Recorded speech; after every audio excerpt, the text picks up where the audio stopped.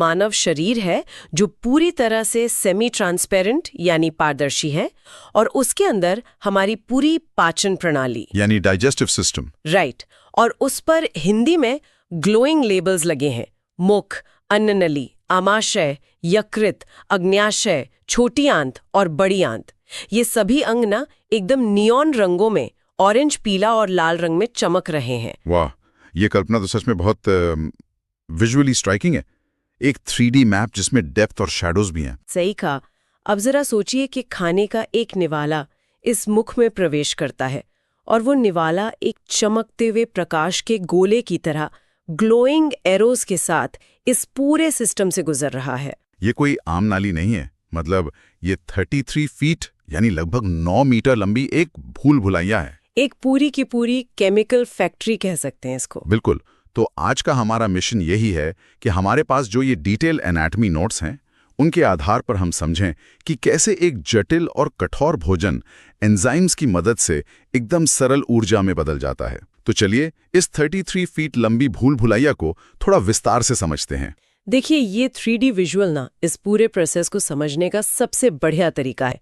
जब वो चमकता हुआ निवाला अपनी यात्रा शुरू करता है तो सबसे पहली लाइट जलती है हमारे मुख में, मतलब शरीर के अंदर के नाजुक केमिकल्स तक पहुंचने से पहले खाने की फिजिकल और केमिकल कटाई पिसाई बहुत जरूरी है। मुंह को तो हम एक प्राकृतिक मिक्सर ग्राइंडर की तरह देख सकते हैं ना, जहां दांत जो है वो एकदम शार्प ब्लेड्स का काम करते हैं, और ये दांतों का विज्ञान जिसे हम ओडोंटोलॉजी कहते हैं, अपने आप में एवोल्यूशन का एक चमत्कार है। सही बात है। अगर हम दांत के सबसे ऊपरी सफेद हिस्से की बात करें, जिसे एनामल कहते हैं, हाँ, जो कैल्शियम कार्बोनेट और फॉस्फेट का बना होता है। बिल्कुल। पर इसकी सबसे चौंकाने वाली बात यह है कि इसमें 0% पानी होता है, यानी शून्य। वेट, 0% पानी? मतलब बिल्कुल भी मॉइस्चर नहीं? एकदम नहीं। और ये 0% पानी होना ना एक बहुत ही सोची समझी बायोलॉजिकल स्ट्रैटेजी है। पानी की अनुपस्थिति ही इस एनामल को मानव शरीर का सबसे कठोर पदार्थ बनाती है। अगर इसमें थोड़ी सी भी नमी होती तो ये पोरस हो जाता, और जैसे ही हम कुछ कठोर चबाते ये टूट जाता। ओह अच्छा, पर इसका एक नुकसान भी तो होगा। मतलब अगर पानी नहीं है तो वहां कोई ब्लड वेसल यानी रक्त वाहिका भी नहीं जा सकती होगी। यही तो ट्रेड ऑफ है। रक्त के बिना शरीर का कोई भी हिस्सा खुद की मरम्मत नहीं कर सकता।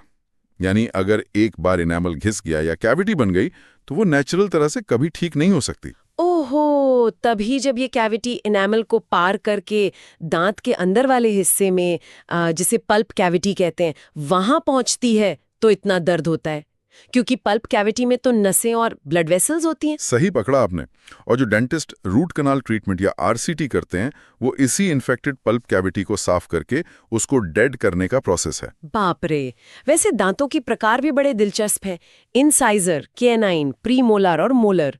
और मानव दंत सूत्र यानी डेंटल फॉर्मूला जो नोट्स में दिया है 2123 है। हाँ, और जानवरों में तो ये और भी अजीब होता है। जैसे हाथी के जो बाहर निकले हुए दांत होते हैं, वो असल में उनके इंसाइजर होते हैं। अच्छा, मुझे हमेशा लगता था वो केनाइन होंगे।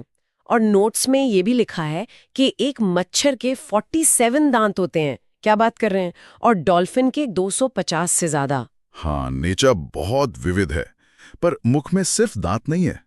जीभ यानी टंग एक मांसपेशियों वाला अंग है जो हायोइड हड्डी से जुड़ा होता है, और इसमें जो पैपिले होते हैं वही हमें मीठा, नमकीन, खट्टा या कड़वा स्वाद बताते हैं। पर एक सेकंड, दांतों को लेकर मेरे दिमाग में एक सवाल आ रहा है। ये जो अक्ल दाढ़ होती है जिसे विजडम टूथ कहते हैं, उससे तो एक वेस्टिजल ऑर्गन या अवशेषी अंग माना जाता है, राइट? बिल्कुल। इसका शरीर में कोई खास काम नहीं है। तो फिर अगर इसका कोई काम ही नहीं है तो एवोल्यूशन ने, विकासवाद ने इसको अब तक हटाया क्यों नहीं? हम सबको इतना दर्द क्यों झेलना पड़ता है? देखिए, यह बात सच में बहुत दिलचस्प हो जाती है। एवोल्यूशन ना कोई इंजीनियर नहीं है जो एक रात में ब्लूप्रिंट बदल दे। आदि मानव को कच्चा मांस और कठोर जड़ें चबाने के लिए बड़े जबड़ों और एक्स्ट्रा दांतों की सख्त जरूरत थी। क्योंकि आग तो थी नहीं तब। सही बात है। पर जैसे जैसे इंसान ने आग का आविष्कार किया, खाना पकाना शुरू किया, तो भोजन नरम होता गया। नरम खाने की वजह से बड़े जबड़ों की जरूरत कम हो गई और समय के साथ जबड़े सिकुड़ गए। पर डीएनए में उस एक्स्ट्रा दांत का कोड अभी भी है। ओह, यानी जगह कम पड़ गई पर दांत अभी भी उगना चाहता है। एग्जैक्टली। प्रकृति उन चीजों को जल्दी हटाती है जो जानलेवा हो। पर अक्लदाव तो बस थोड़ी असुविधा देती है, तो इसको मिटने में भी और लाखों साल लग सकते हैं। यानी इंसान का शरीर अभी भी अपग्रेड हो रहा है, वर्जन 2.0 आना बाकी है। वैसे मुंह के इस मिक्सर ग्राइंडर में जो पानी का काम करती है वो है हमारी लार यानी सलाइवा। हाँ, जिसका पीएच लगभग 6.8 होता है। और इसमें टाइलिन या जिसे सेलिवरी एमिलेज कहते हैं वो एंजाइम होता है जो स्टार्च को माल्टोज में बदलता है। यानी डाइजेशन तो मुंह में ही शुरू हो गया। और इस लार में सने हुए पिसे खाने को हम बोलस कहते हैं। बिल्कुल। सलाइवरी एमिलेज एक तरह की मॉलिक्यूलर सिजर यानी आणविक कैंची का काम करता है जो लंबी चेन वाले स्टार्च को छोटे टुकड़ों में काट देता है। तभी तो अगर कोई सूखी रोटी देर तक चबाए तो वो मीठी लगने लगती है। अरे हाँ, तो अब हमारा ये चमकता हुआ बोलस तैयार है। अब 3D मैप में अगले स्टेज पर चलते हैं। अन्न नाली यानी इसोफेगस से आमाशय तक ये 25 सेंटीमीटर लंबी नली है। और यहाँ कोई पचान नहीं होता, बल्कि एक मूवमेंट होती है जिसे पेरिस्टालसिस या क्रमाकुंचन कहते हैं। यानी एक लहर जैसी मूवमेंट, राइट, जो खाने को ढकेल कर नीचे ले जाती है। मतलब अगर कोई उल्टा भी लटक जाए तो भी खाना पेट में ही जाएगा। एकदम सही। और इस पाइपलाइन से होते हुए खाना सीधा गिरता है आमाशय में यानी स्टमक में, जो एक जे आकार का अंग है। यहाँ खाना लगभग 3 से 4 घंटे तक रहता है। और आमाशय का जो जूम इन सर्कल हम इन्फोग्राफिक में देख रहे हैं वहां तो अलग ही एक्शन चल रहा है। आमाशय की गैस्ट्रिक ग्लैंड में ऑक्सिंटिक या पैराइटल कोशिकाएं होती हैं जो डेंजरस HCl यानी हाइड्रोक्लोरिक एसिड बनाती हैं, जिसका pH 1.5 से 1.8 होता है। ये तो बहुत ज्यादा एसिडिक है। इतना एसिडिक कि ये माइक्रोब्स को तो मारता ही है, साथ में इनएक्टिव एंजाइम्स जैसे पेप्सिनोजन और प्रोरेनिन को भी एक्टिवेट करता है। तब जाकर प्रोटीन पेप्टाइड में बदलता है। और इस अधपचे खाने को अब हम चाइम कहते हैं। एक मिनट रुकिए, मुझे यहाँ एक बहुत बड़ा लॉजिकल सवाल दिख रहा है। अगर आमाशय में इतना तेज एसिड है जो कीटाणुओं को मार सकता है, प्रोटीन को तोड़ सकता है, तो वो आमाशय की मांस से बनी दीवारों को जलाकर भस्म क्यों नहीं कर देता? ये बायोलॉजिकल इंजीनियरिंग का एक बहुत ही शानदार नमूना है। नोट्स के डायग्राम में अगर हम ध्यान दें तो आमाशय के अंदरूनी दीवारों पर एक म्यूकस लेयर होती है, एक श्लेष्मा की परत। हाँ बिल्कुल। ये लेयर एक थिक प्रोटेक्टिव ढाल का काम करती है। इस भयंकर एसिड और आमाशय की कोशिकाओं के बीच हमेशा ये म्यूकस रहता है। जब कभी टेंशन या गलत लाइफस्टाइल से ये म्यूकस कम हो जाता है, तभी एसिड वॉल्स को टच करता है और तब गैस्ट्रिक अल्सर की समस्या होती है। ओह, तभी लोग कहते हैं स्ट्रेस से पेट खराब होता है। तो अब आमाशय ने अपना काम कर दिया, पर यह कायम अभी तक पूरी तरह पचा नहीं है। अब इसको शरीर के सबसे शक्तिशाली केमिकल्स का सामना करना है। 3D मैप पर अब चमक रहे हैं यकृत और अग्नाशय यानी लिवर और पैंक्रियाज। हाँ, छोटी आंत के पहले हिस्से जिसे डुओडेनम कहते हैं, वहां ये दोनों बड़ी ग्रंथियां आकर मिलती हैं। यकृत यानी लिवर शरीर का सबसे भारी और सबसे बड़ा इंटरनल ऑर्गन है, लगभग 1.5 से 1.25 किलो का।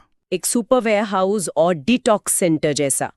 यकृत पित्ता रस यानी बाइल जूस बनाता है जो गॉल ब्लैडर में स्टोर होता है, और ये फैट यानी वसा का डाइजेशन करता है जिसे इमल्सिफिकेशन कहते हैं। देखिए, फैट को पचाना थोड़ा मुश्किल होता है क्योंकि वो पानी में नहीं घुलता, हाइड्रोफोबिक होता है। तो bile juice dish washing soap की तरह काम करता है और फैट की बड़ी बूंदों को छोटे कणों में तोड़ देता है। और इसी बाइल जूस में बिलीवर्डिन और बिलीरुबिन पिगमेंट्स होते हैं, वो पीला और हरा रंग है ना। हाँ। और यही बिलीरुबिन जब खून में बढ़ जाता है तो जॉन्डिस या पीलियां हो जाता है। बिल्कुल। यकृत के और भी कई बड़े काम हैं, जैसे यूरिया बनाना, ग्लूकोज को ग्लाइकोजन में स्टोर करना, विटामिन्स को जमा करना, और जो हम दवाइयां खाते हैं या अल्कोहल पीते हैं उसको डिटॉक्सिफाई करने का काम लिवर की कुफ्फर कोशिकाएं ही करती हैं। पर लिवर के बारे में सबसे माइंड ब्लोइंग बात उसकी रीजेनरेशन की क्षमता है। अगर लिवर इतना पावरफुल है कि वो खुद को दोबारा बना सकता है, तो क्या इसका मतलब है कि हम इसका एक छोटा हिस्सा डोनेट कर सकते हैं? अगर हम इसको बड़े परिदृश्य से जोड़कर देखें तो हाँ, हेपेटिक सेल्स में ये जादुई क्षमता होती है। अगर यकृत का बड़ा हिस्सा निकाल भी लिया जाए तो ये अपनी कोशिकाओं को दोबारा मल्टीप्लाई करके वापस नॉर्मल साइज में आ सकता है। ये शरीर के किसी और ग्रंथि में नहीं होता। वाह, ये सच में हैरत अंगेज है। और उसके ठीक पड़ोस में है अग्न्याशय यानी पैंक्रियाज। ये तो एक मिक्स्ड ग्लैंड है। इसका पैंक्रियाटिक जूस कार्बोहाइड्रेट, प्रोटीन और फैट तीनों को पचा सकता है, एमाइलेज, ट्रिप्सिन और लिपेज की मदद से। हाँ, और इंसुलिन बनाकर शुगर को कंट्रोल करना भी इसी का काम है। अब यहाँ आकर केमिकल डाइजेशन लगभग पूरा हो चुका है। अब असली जादू यहाँ शुरू होता है। अब बारी है छोटी आंत यानी स्मॉल इंटेस्टाइन में एब्जॉर्प्शन की। हमारे 3D इन्फोग्राफिक में अब कैमरा सीधा छोटी आंत की दीवारों के अंदर जूम इन कर रहा है। छोटी आंत जिसके 3 भाग हैं, ड्यूओडेनम, जेजुनम और आइलियम। यहाँ अलग अलग एंजाइम्स निकलते हैं, जैसे सुक्रेस चीनी को तोड़ता है, लैक्टेस दूध को और माल्टेस। बिल्कुल, पर क्या आपको इसमें एक अजीब बात नहीं दिखी? क्या? इसे छोटी आंत कहते हैं, पर इसकी लंबाई लगभग 6.25 मीटर होती है। अरे हाँ, मैं यही सोच रही थी। तो इसका मतलब हुआ करीब 20 फीट लंबी। तो भाई इसे छोटी आंत क्यों कहा जाता है? ये तो पूरे सिस्टम का सबसे लंबा हिस्सा लग रहा है। यही तो ट्विस्ट है। इसको छोटी इसकी लंबाई की वजह से नहीं, बल्कि इसके डायमीटर यानी इसकी मोटाई की वजह से कहा जाता है।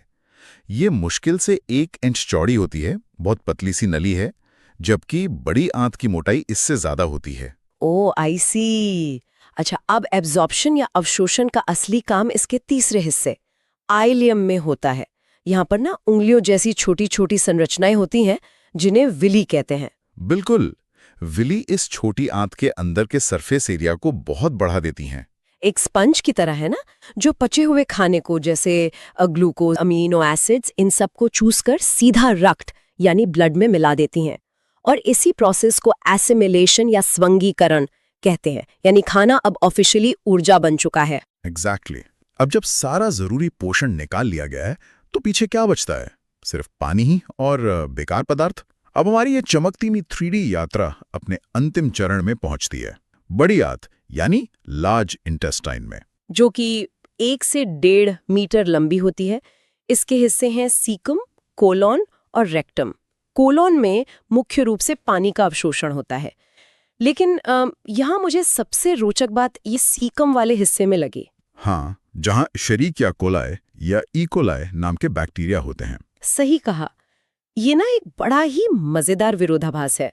हम हमेशा बैक्टीरिया से डरते हैं, दिन भर हैंड सैनिटाइजर रगड़ते रहते हैं, लेकिन हमें पता ही नहीं कि हमारे शरीर के अंदर बड़ी आंत में बैक्टीरिया का एक पूरा का पूरा शहर बसा हुआ है, जो एक तरह से रेंट दे रहा है हमें। इसे हम बायोलॉजी में सिम्बियोटिक रिलेशन या सहजीवन कहते हैं। इकोलाई हमारे दुश्मन नहीं, दोस्त हैं। यानी हम इन बैक्टीरिया को रहने की जगह देते हैं, उन्हें अनपचा खाना देते हैं, और बदले में ये रेंट के तौर पर हमारे लिए विटामिन के और विटामिन B12 बनाते हैं। कितना शानदार सौदा है ये, है ना? और अंत में जो भी अपशिष्ट पदार्थ यानी फीसेस बचता है, वो रेक्टम में जमा हो जाता है और आनस के रास्ते शरीर से बाहर निकल जाता है, जिसे एक्सक्रीशन कहते हैं। तो अगर हम एक तेजी से फ्लैशबैक देखें, मुंह के नेचुरल मिक्सर ग्राइंडर से शुरुआत हुई, फिर आमाशय के एक्सट्रीम एसिड बाथ में खाना गया, वहां से यकृत की हैवी केमिकल फैक्ट्री, छोटी आंत के उन लाखों विली वाले एब्जॉर्प्शन स्पंज, और अंत में बड़ी आंत के वाटर फिल्टर तक, ये पूरा 3D चमकता हुआ इन्फोग्राफिक अब मेरे दिमाग में एकदम साफ है। बिल्कुल, हमने इस पूरी यांत्रिक और रासायनिक मशीन को बारीकी से समझ लिया है, पर इसको एक नई दृष्टि से सोचकर देखिए। कैसी दृष्टि? सोचिए कि जब हम टेंशन में होते हैं, घबराहट होती है या किसी स्टेज पर जाना होता है, तो अचानक हमारे पेट में हलचल क्यों न लगती है? ये डाइजेस्टिव सिस्टम कोई अलग पड़ी हुई आम मशीन नहीं है। हमारा नर्वस सिस्टम इस 33 फुट लंबी भूल भुलैया को सीधा कंट्रोल करता है। अरे हाँ, बटरफ्लाइज इन द स्टमक कहते हैं जिसको। हाँ। सही। इसे साइंस में गट ब्रेन कनेक्शन कहा जाता है। हमारी आंतों में लाखों न्यूरॉन्स होते हैं जो सीधा दिमाग से बात करते हैं। ये कनेक्शन इस पूरी प्रणाली को सिर्फ मांस और केमिकल्स की मशीन से कहीं आगे एक डीपली सेंसिटिव सिस्टम बनाता है। वाह, ये सोचने पर मजबूर करने वाला विचार है। यानी हमारा पेट एक तरह से हमारा दूसरा दिमाग है, गट ब्रेन कनेक्शन।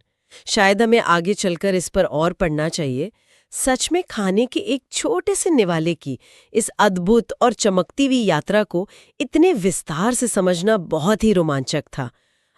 इस गहरी चर्चा में हमारे साथ जुड़ने और इस कॉम्प्लेक्स साइंस को इतने आसान तरीके से देखने के लिए आप सबका धन्यवाद।